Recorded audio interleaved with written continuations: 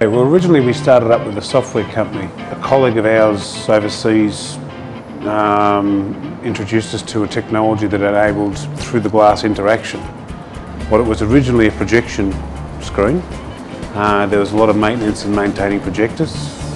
So we found a sunlight readable LCD screen, coupled that with our interactive medium with what's called the VIP technology, and then put them together to make our interactive solution. And of course, being the software company originally, our application we're pretty damn proud of. We've got resellers nationally, so if anything goes wrong with them, we've got someone on site within a working day to come and fix any problems. So the system we think is pretty robust. Up in Stewart South Yarra behind me here has got two of them.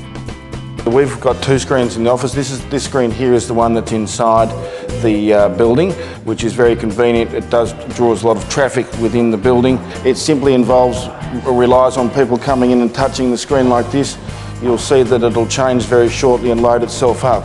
And then it demonstrates categories as to what it offers, which is the selling of residential sales, auction properties and rental properties, and also rural properties. It's simply a matter of clicking onto a property to then give them a whole range of high quality photos that demonstrate exactly what the property is.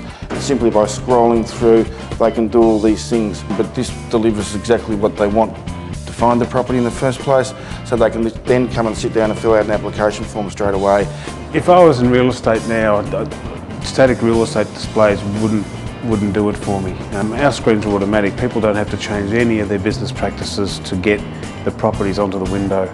Because our screens not only stand out a lot more than the place cards, but also enable people to really focus on the properties they're after, rather than having one picture and a bit of a blurb on that property. I mean, some properties now have 12, 14 photos, and you can't put them all in high quality onto a static display cards. We don't have any more static window displays. No, we don't actually. The old brochure in the plastic sleeve has been eliminated.